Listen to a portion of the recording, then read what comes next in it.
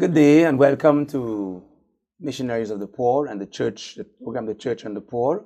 My name is Father Hayden Augustine, and we have in our audience and our panel today members from St. Edward the Confessor Parish in Dana Point, Southern California, Diocese of Orange. Yes. Right opposite me is Edward Machakowitz and his wife Rebecca, and Scott O'Brien Jr., because your father is there, and we'll speak to him later on. Yes. So welcome to Missionaries of the Poor and welcome to Jamaica.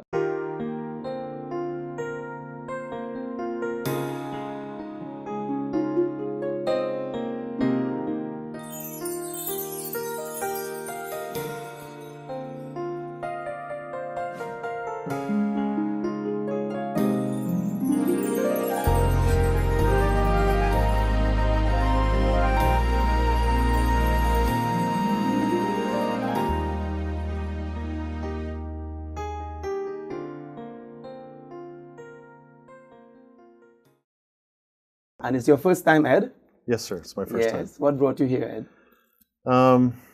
We had been going to St. Edward's Confessor for quite a while, and while we were there, we had gone on another little pilgrimage, Corazon, to build a house in Mexico. And while we were building the house in Mexico, I had the opportunity to meet Deacon Al and several other members who had come on the Jamaican trip before, and they talked about it. Yes. My wife heard about it, and we talked about it, and we thought this would be a good way for us to continue to get more involved in the church, in the dealings of the church, and helping the poor. And what have you done so far in this week here in A lot. Yes. A lot. Tell us one experience. Bethlehem House. Yes. I was with the big boys and being in there and seeing those boys and their ages and how small they are. But you know, people talk about when you're helping the poor, looking into their eyes and seeing Jesus and having them seeing Jesus in you. And to be honest with you, I was kind of a skeptic, a little tentative on that. But this week has opened my eyes, and you truly do see Jesus in the eyes of those residents. And I think they truly do see Jesus in our eyes, and they are caring for them. And, you know, they actually care for us. So Bethlehem House and being with the big boys has been a truly inspiring experience for me. Ed, what do you do back home? What is your profession? I am a retired law enforcement officer. Okay. I was in law enforcement for 30 years. Oh, yeah. How does this, you know, this experience help in your understanding of what you've done with your life? There's kind of some tangibles. You know, law enforcement, I was in the highway patrol, so we help people. I responded to a lot of accident scenes and those kind of stuff. And you see tragedy, but it's more catastrophic injuries and death. So there is some crossover and some tangibles, but this is a totally different caring and a totally different experience. And when you're a law enforcement officer and you respond to something, you try not to have emotions or have connections, but this is totally different. You build tremendous and wonderful connections and relationships, and you know, I can truly go home feeling that these are my children. And you didn't have that with law enforcement, but this week that's one of the things that has changed for me. You brought your wife along, or you brought him? Who brought who along? Rebecca? Your first time? I brought him along. You brought him along, yes. He wanted to come to, I think he felt like I needed protection to travel this far by myself. And what brought you, how did you manage to think of Jamaica as a place to do mission? Well, like my husband said, we went to build a home in Tijuana, Mexico, and I met some very nice people. And her name was Mary, and she told me about Jamaica and how she came last year and how rich it was and how blessed she felt to be able to experience everything. So I immediately wanted to go, and I immediately sent a request to go. And I was like forging forward, never looked back, because I really wanted to go. And now that I'm retired, I feel like I want to give back, and I want to just do and all the things that I couldn't do, you know, after raising my own family and working for 32 years. It was time for me to give myself. So. Wonderful. And where have you worked in these days? Which center did you do your ministry? Bethlehem. Bethlehem also. Place. Jacob's Well, Lord's House. Lord's Place. Lord's Place.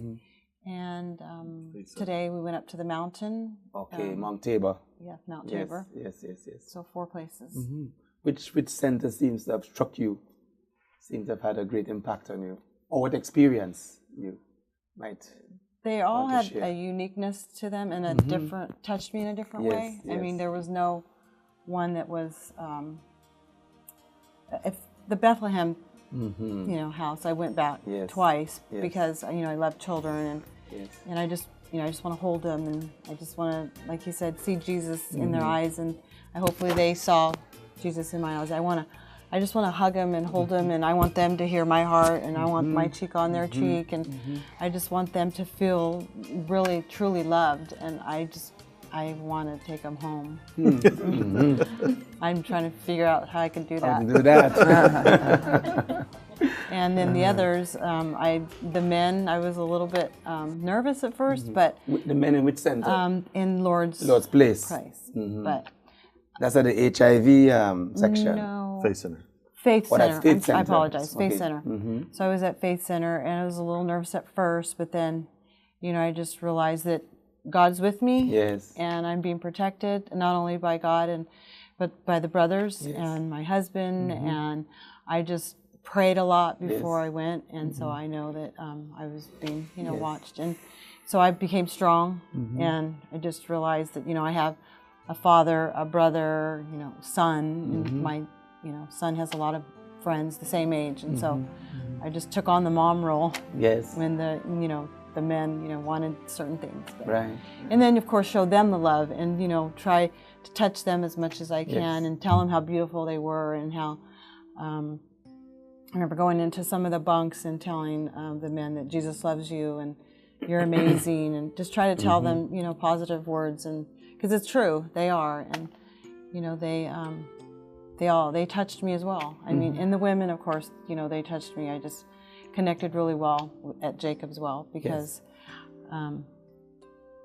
some of them, can have a conversation, and, they were sad, and I tried to make them feel a little bit happier and let them know that I'm going to go home and pray for them. And I talked to them as much as I could and share my life because they want to hear about your life too and stuff. And, I had all my little angels at each center that followed me around. Right. And they were, They did their hanging job. yeah, they did their job. Yes. So it was good. It was Great. wonderful. Wonderful. Scott, you've been here for the first time also? Yes. Yes, and what brought you here?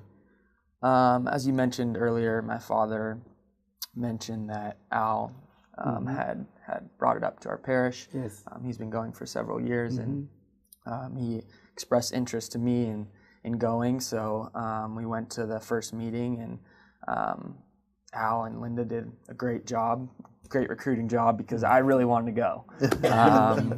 So I kind of kept bringing it up to him, and it's something that I really felt strongly about. Yes. I recently finished my studies at university. What do you study? I study business finance, and so I'm kind of at that stage in my life where it's an important stage, and Right. So I felt there was something kind of at a calling, Yes. if you will, about doing something like this, and so we made the commitment, and we're here, and I've grown a lot. Yes. I truly feel blessed to have had this experience at such a young age. It's something that I didn't really know what to expect going in.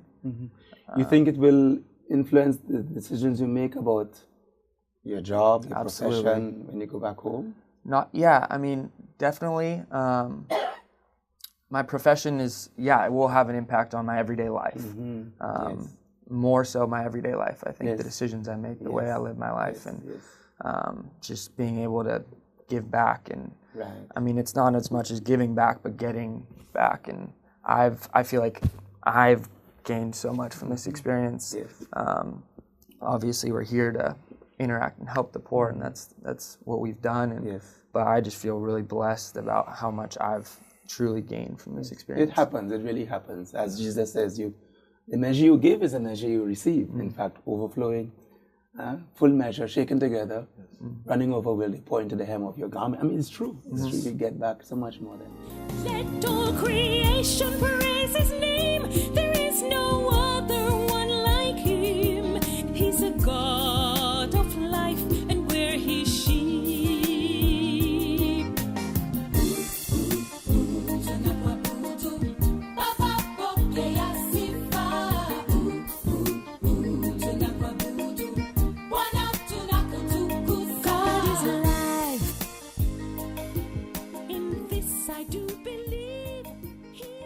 You stayed at you're staying at the Brothers Monastery, Ed. Yes. Can you explain a bit of the programs at the Brothers Monastery, the prayer life and the interactions you've had with the brothers? How has that shaped your experience? Well, coming from law enforcement, we're kind of regimented, as it is anyways. But the experience there, just living the life that they live, following the way that they do in the prayer. Yes. I've been raised Catholic all my life, and I thought I was a true Catholic.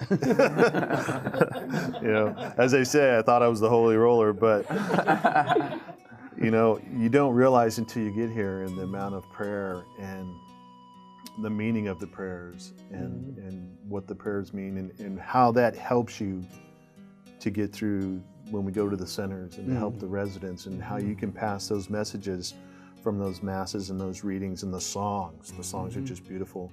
And just take those with you every day. So every aspect of your day, you take from the readings and you try to apply that. And it takes, the lifestyle, taper down a little bit from what we're used to. Yes.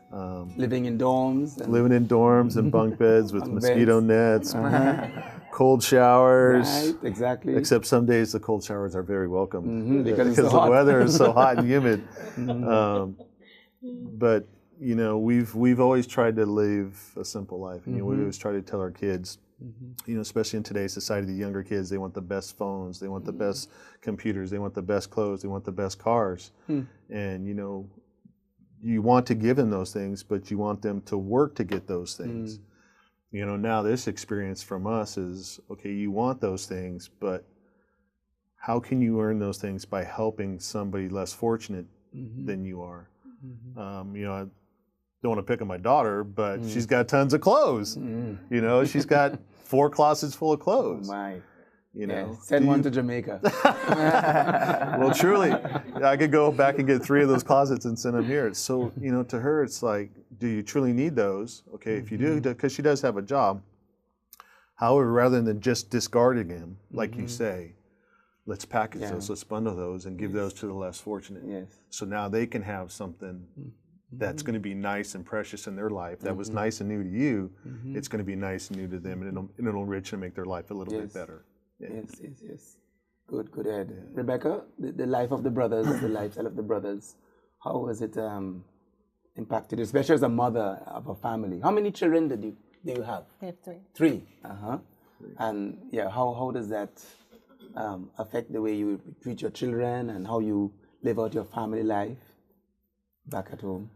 Well, I was raised in a big family. There were 6 children, and so I like a lot of people around. And having the brothers around, like I said, my son played football in college, so I love boys around. And so I immediately took on that mother role. I want to meet each one of them, and I want to talk to them, and I want to hug them because I feel like they're my sons.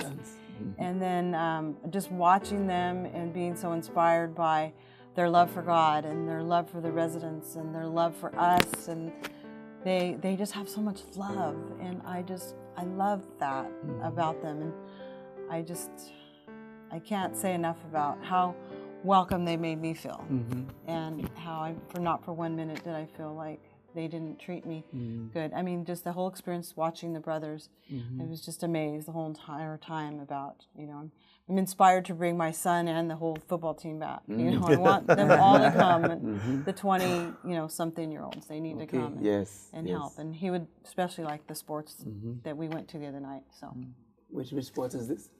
Scott and I played volleyball with them. Oh, with the brothers. Okay, good. Scott? Yeah, I played with them on Tuesday, played a little soccer, American football. Right. And yesterday we were able to play volleyball with them. I'd played in school, and like she said, I mean, they're so welcoming and so generous with every time we sit down for a meal, they're asking you where you're from, how long have you been here, and genuinely interested and engaging, and just how dedicated, I mean, on another note, how dedicated they've been to what they're doing. And what about getting up at 5 in the morning? Yeah, I mean, the first day it was kind of rough. It's kind of tough. especially with the time change and all that. So Yes, exactly. yeah, Yes, it was yes. early, very early. But I mean, it was a great way to start the day, as Ed kind of mentioned. It really calms you, gives you that. When we go to the morning prayer, morning mass, kind of puts the whole day into perspective and kind of gives you that initial, I guess, calmness in going about your day and really serving Jesus. Yes, yes. You're energized spiritually, not only physically, to do the works and to see the connection between prayer and work. You know? Yes, so God gives us life. He gives breath to all on earth. If we believe, He will save us lest we die. By the blood of the Lamb, we will triumph over death. He's a God of life, and we are His sheep.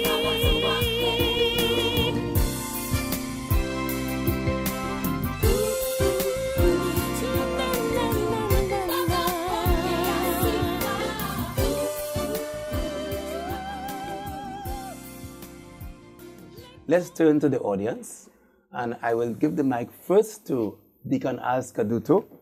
How has the experience this year been with you? You have come so many times. Do you feel there's a routine or there's a sameness about everything? Of course, my wife Linda and I are familiar with the routine, but the part that is so special for Linda and I is the fact that when we bring a new group, is to watch. There's always a little apprehension, not knowing not being in a monastic environment or to experience the poor as they are here. To watch that apprehension turn into love and a joy. And just be totally enriched, to be happy, and to see the joy of the brothers and the joy that they bring to the residents. It's just the experience through the week. To watch that develop is such a joy for Lynn and I to see happen. And that's why we bring groups here. Great. And everybody tells us when they go home, their lives will never be the same. Yes, good. And perhaps Linda, since you talked about Linda a lot. Do you agree with what Ala said? I agree. We just love coming. We've been coming since 2004, and started with a few people the next year and a few more. And like you said, then we've brought the diaconate group and their wives and church groups, and a number of our pastors have come.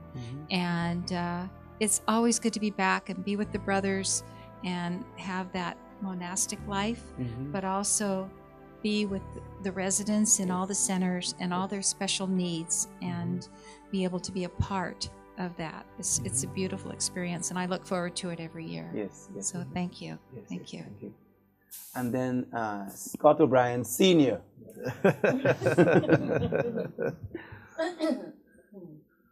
I think the thing that touches you is you have trepidation when you go in the first time, and you say, what am I going to say, or what am I going to be able to do to help them?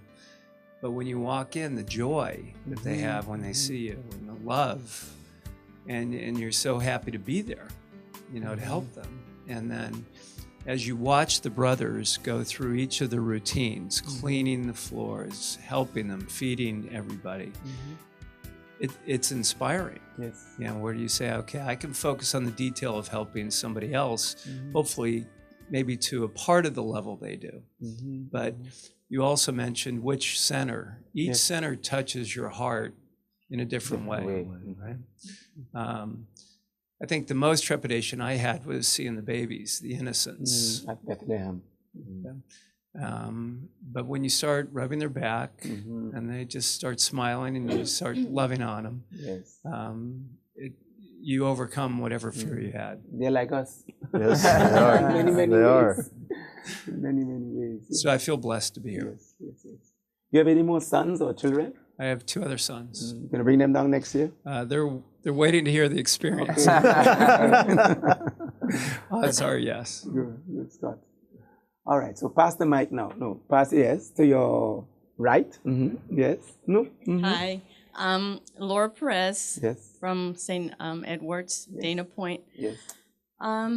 It has truly been a deep experience for me. It's stretched my heart. It's given me a new perspective on Christian service, and I believe that for me, this is a high calling. I believe that the poor and the outcast, as society would have them, is where the center of God's heart. And when you look at the face of the babies and their look, you actually see the face of Jesus. I mean, they're looking with such loving, like they need so much love, and you're there to.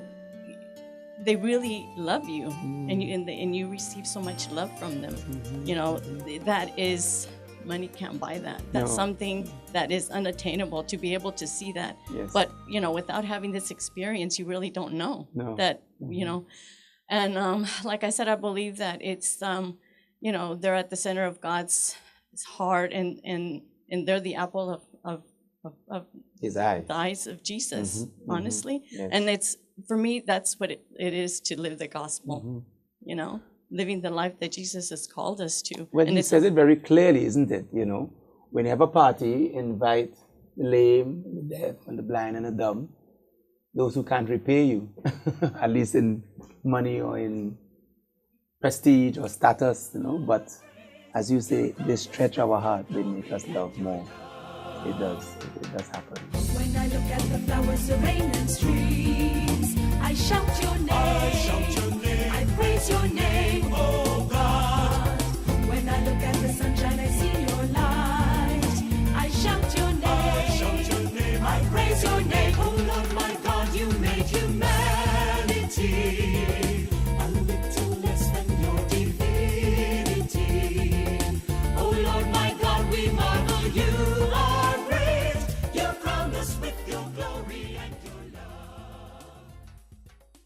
Rebecca? I want to say thank you for this gift. It's one of the best blessings I've ever received, honestly. It's enriched my marriage. Yes. I've seen God. How many years together? 28. 28. And also, I have a new family because I love all these people now. They're my family. Yes. Forever. And we've shared so much, and they've been so nice. Yes. Yes, Rebecca. Wonderful. And Scott Jr.? Bring your brothers, huh? Yeah, bring my brothers if you're watching this. And a little bit about what Nicole said, and Ed, just if you're even thinking about doing something like this or taking the step with Missionaries of the Poor, just do it. Just take the step, and God will take care of the rest. Working with all the centers, just when you walk in, it can be a little bit of an adjustment, and you just kind of got to just go for it. And after that, it just becomes easy. Yes, it really. You kind of get overwhelmed with this sense of comfortability that you kind of don't know where it comes from. I mean, I'm starting to recognize it as the Holy Spirit. I'm still grasping what my faith is and what everything means, and this has definitely made a huge impact on my life, and I feel really blessed to have been here, and thank you so much. And thanks Dana Point Parish, St. Edward the Confessor, you've been journeying with us for a long time, and in fact you helped us in Uganda. I know you helped us build some of our projects there, and I wish you all the best in your visit to Uganda next week with your pastor. Well, thank you, Scott and Rebecca and Ed, and you wonderful people, and the parish of St. Edward the Confessor. And let us continue building God's kingdom in our own hearts, as you say, stretching that heart. We can stretch more, you know. The heart of Christ can embrace the whole world, you know. And let us really do it in joy, as you say, the joy and the peace that comes. It's only from the Lord. It's not from us. It comes from God, and I can guarantee you that from our own brother's experience, from my own experience as a missionary of 35 years, coming to a place that I never knew before, from Trinidad to Jamaica, and the same trepidation that you talked about, I had, but now it's like walking in a rose garden. So God bless you, and thank you for viewing the Church and the Poor. Good day.